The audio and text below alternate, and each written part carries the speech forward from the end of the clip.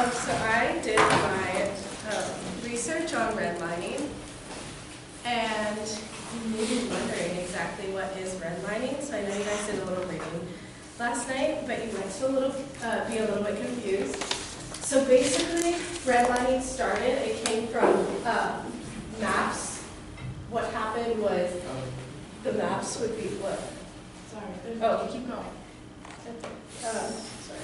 The maps would be color-coded and kind of graded by letters. So the red would be of the letter D, so that was there to represent a risky investment or a neighborhood that you wouldn't necessarily want to live in.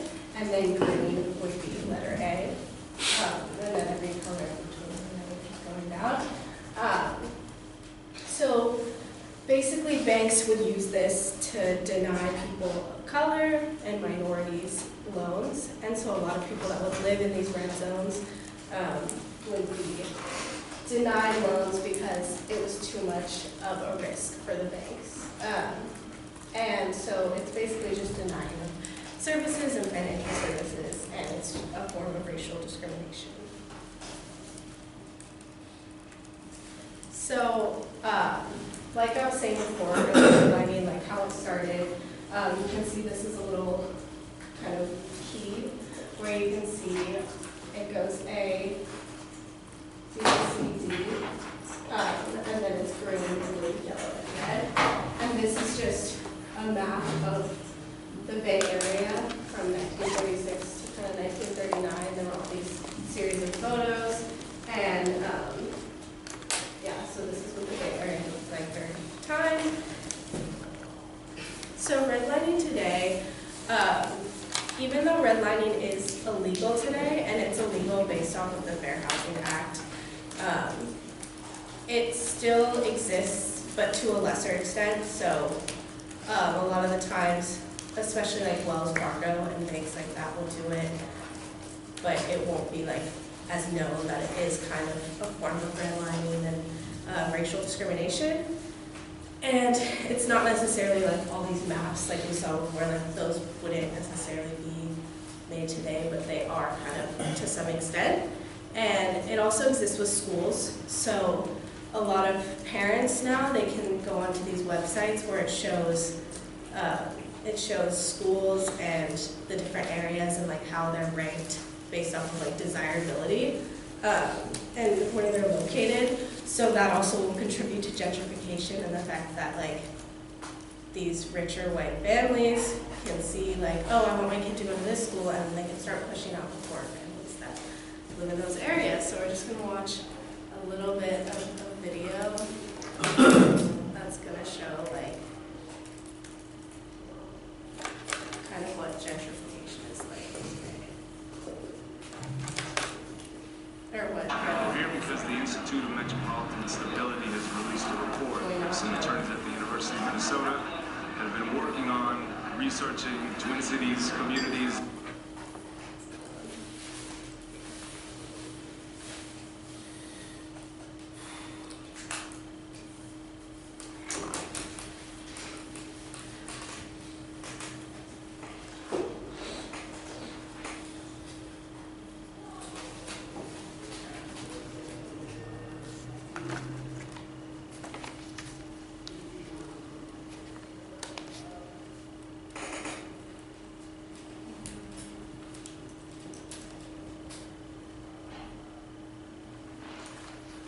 It's not like, you know, Okay.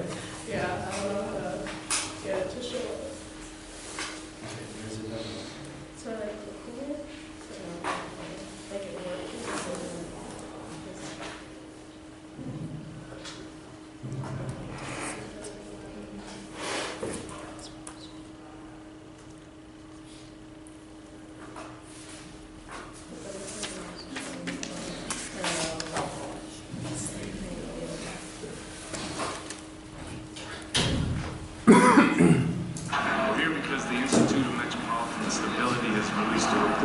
Some attorneys at the University of Minnesota have been working on researching Twin Cities communities and the effect of essentially racist lending practices on our Twin Cities communities.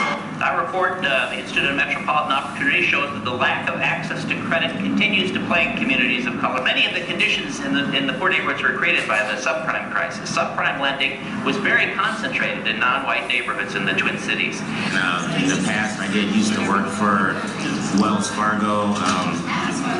In my experience there, I kind of noticed there was a little disparity between some rates they were offering people of color and Caucasian. I'm a real estate investor. What happened to me as far as getting loans? Oh, we can't deal with Wells Fargo. They won't give us a loan. So in turn, we deal with hard money lenders. What does Wells Fargo tell you? That you're not qualified, or we're not qualified. They don't support. They don't qualify small businesses. They don't deal with smaller businesses. Pretty much anything not to give us money. So we, like I said, we deal with hard money lenders, which is actually paying a lot more than you would with a bank or institution. What the report shows very clearly is big banks like Wells Fargo, their home loan office based right here in Minneapolis, is redlining communities of color. That's a practice that goes way back in this country, denying access. So, basically we're just seeing that there's a lot of discrimination against the people of color still today. And then I have one more video just to give you guys an idea of what redlining used to be like. And it just follows kind of the story of a couple that experienced this kind of discrimination. We came to Levittown and we found the model house, and we walked in and we looked around, and of course in the eyes of a young man who was raised in the ghetto, so to speak, it was an interesting experience, interesting lifestyle, seeing all the new modern conveniences, very fascinating. Eugene Burnett came home with almost 1 million other black GIs. They had fought for the country in segregated ranks. They returned hoping for equality and the American dream. For many, that dream was a new home for little money down and some of the easiest credit terms in history. I went up to the salesman. We're interested in your home. We're interested in buying one. And what is the procedure? Is there an application to be filled out? So forth. So he looked at me, looked around, and he said to me, he says, listen, it's not me, but the owners of this development have not as yet decided to sell these homes to Negroes. It was as though it wasn't real. You can't imagine. But for someone to come out and actually tell you that they can't sell to you, you know, I was really on a, oh man, look at this house. Can you imagine having this? And then for them to tell me because of the color of my skin, I can't be a part of it. The FHA underwriters warned that the presence of even 1 or 2 non-white families could undermine real estate values in the new suburbs. These government guidelines were widely adopted by private industry. Race had long played a role in local real estate practices. Starting in the 1930s, government officials institutionalized the national appraisal system, where race was as much a factor in real estate assessment as the condition of the property. Using this scheme, federal investigators evaluated 239 cities across the country for financial risk. So that those communities that were all white, suburban, and far away from minority areas, they received the highest rating, and that was the color green. Those communities that were all minority or in the process of changing, they got the lowest rating, and the color red. They were As a consequence, most of the mortgages went to suburbanizing America, and it suburbanized it racially. The racial logic adopts the principle that an integrated neighborhood is a bad risk, is a financial risk, that an integrated neighborhood is likely to be an unstable neighborhood, unstable socially, but therefore also unstable economically. When the white residents of 8 Mile Road in Detroit were told they were too close to a black neighborhood to qualify for a positive FHA rating, they built this 6-foot wall between themselves and their black neighbors. Once the wall went up, mortgages on the white properties were approved. Between 1934 and 1962, the federal government underwrote $120 billion in new housing. Less than 2% went to non-whites. I can understand an individual, depending on his environment or his family or whatever, being racist, but for your country to sanction it, give him tools to do that, there's something deadly wrong there.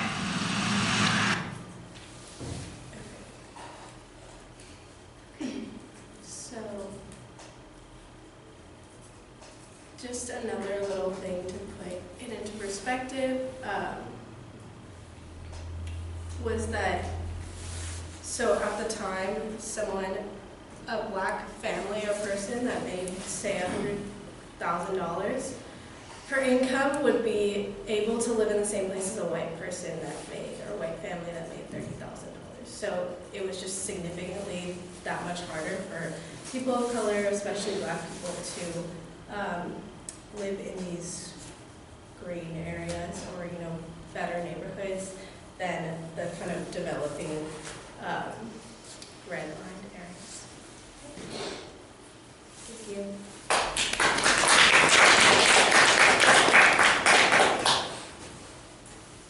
Questions? What was the act that was passed? Oh, it was the Fair Housing Act that made it so redlining was illegal.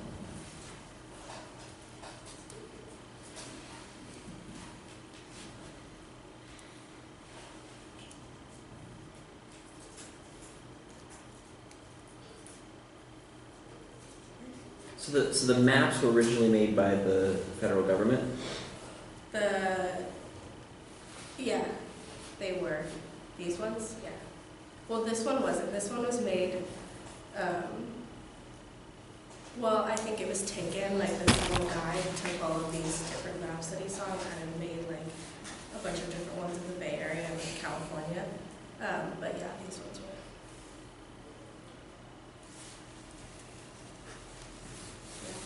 With the maps that you're getting, I was a little confused. Do they help people? Do they only help the banks with who they give out loans to, or do they also help people look at what neighborhood they would want to live in? I think back then a lot of the stuff that it would contribute to was like banks would look at these, but I think people would look at them too. I just don't think it was as common as it is now. Like redlining now, people will look at, there's just websites that kind of give the same idea as like what redlining used to be. So it's kind of saying like, oh, this area is not as good. This is the neighborhood you want to be in, that kind of stuff. And it's still very much going on, right? It's still like, if you look at the diversity of people in neighborhoods in general, the fact that they make up the population is not representative of the population as a whole, I think is an interesting thing, something to think about.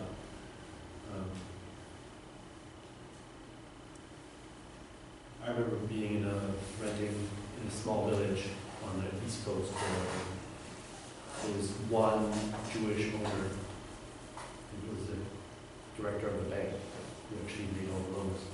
Everybody else there was no Jewish owners. And there were a lot of Jews in the city, but just not in that particular village. That was super quick. That was 1996, 1985, right? So a long time ago. It's interesting, like, to think about the. Yeah, well, I'm curious. Like, did these maps get revised as things changed? Because if it's, I think in the video there was a image of labeling them in very racial terms. Yeah. So if you're if you own in a green area and non-whites are moving in, then the classification could change. Yeah. And then it's harder for people to get loans, which makes your property value go down. So like you end up having this twisted financial incentive, even if you personally don't have. But Rachel talked about that in her neighborhood in Oakland, right? Where that's why it was discouraged for black people to come in to her neighborhood. Her neighborhood was predominantly white, the otherwise predominantly African American part of town, and African Americans were actively discouraged from coming into her neighborhood because of exactly that. Like, what would they tell them? Would they just not give them loans, or would they be like, I don't think you should move here? Yeah, no, they put a cross on there, a burning cross on their lawn. They like threw rocks through the windows. Actively discouraging them from being there. And it was not just the banks, right? The banks, that was for the loan. But even if you could get a loan, let's say you come in with cash, right? So like, I want to buy this and I have cash. You wouldn't be able to get insurance. The insurance would deny you. You can't buy the house without the insurance. So it's not just, it wasn't just the banks. It was the banks, it was the insurance agency, plus the realty, plus the realtors behind it. So it was really, it was a widespread organized effort to keep people at bay, right? And the FHA was guaranteed, the FHA loans, in the write-up of the FHA rules, it was guaranteed for all GI soldiers except soldiers of color. Like, it was explicitly written in there. And that's a federal rule. Like, that is just coming straight out of the federal government.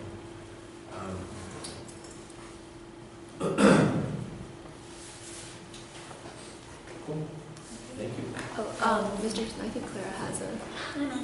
What's that?